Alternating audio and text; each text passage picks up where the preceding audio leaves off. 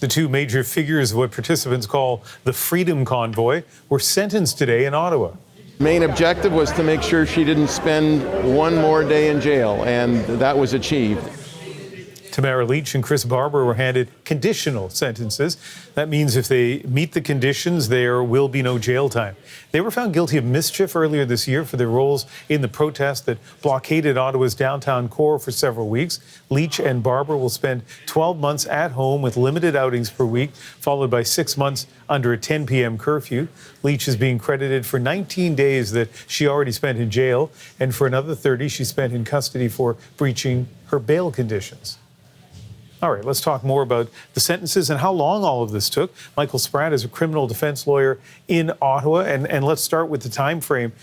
This took 3 years to get to this point on what seems like a relatively simple case. Why so long? Well, I think that there's a few reasons for that. The first is there was a massive amount of evidence. If you look at all of the communications, all of the videos, the witness testimonies, that can be, and I think it was here, an unwieldy case for the Crown to put together. At the same time, you had two lawyers, the Crown's office, and a judge, and schedules all needed to match up. And so when the trial exceeded the initial time estimate, it was hard, and there was some delay in getting continuation dates. And of course, here, the defense brought a number of applications that increased sort of the resources that were required and increased the timelines. Give us a brief description of what conditional sentence means. A conditional sentence is a very serious sentence. It is a jail sentence that someone serves in their home. Unlike, probation or bail, if you breach a condition of your conditional sentence, you are liable and likely to serve the rest of that conditional sentence in custody. And you're brought back before the judge who sentenced you to answer for that breach. And so if 30 days in to this 18-month conditional sentence, there's a breach of the house arrest condition or a breach of the communication condition or just not keeping the peace, it means that you serve the next 17 months in jail. And so there can be real consequences for breach of a conditional sentence. And it is a jail sentence. It's a criminal record, and it is a jail sentence that you are serving in your house under some very strict and restrictive conditions. Yeah, although I guess in kind of common parlance, we think a jail sentence is something you serve in jail as opposed to serving it at home. But that aside, so 12 months of house arrest, essentially, 6 months on a curfew for a conviction for mischief. Given your experience in the criminal justice system, is that kind of sentence typical for the crime of mischief? It can be. And I think understandably, a lot of people in Ottawa think that jail was called for here.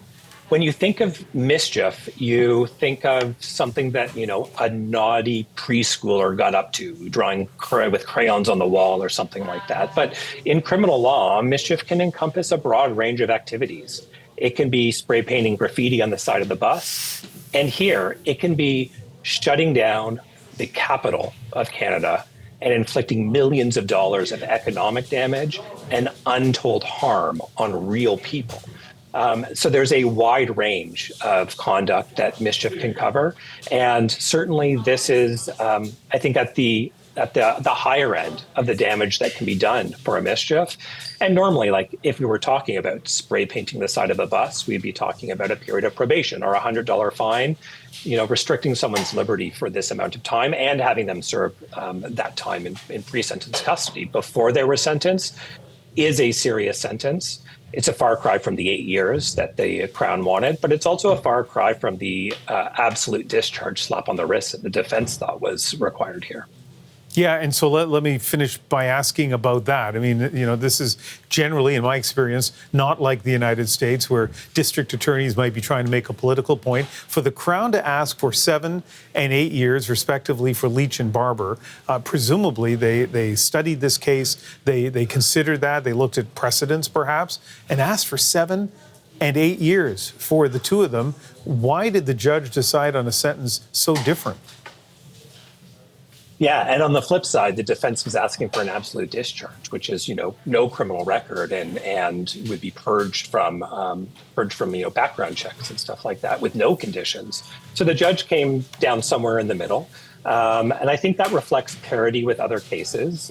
Other convoy-related cases there had been conditional sentence. But I suspect, and I don't know the minds of Crown attorneys, but I suspect that what the Crown was considering was the leadership role that both Leach and Barber played and the massive harm that was caused. When you're not in Ottawa, when you don't are exposed to that evidence, I think that you can sort of underplay what happened and thought this was some big bouncy castle party. But this inflicted like millions and millions and millions of dollars and impacted thousands and thousands and thousands of people in a way that, can be unimaginable.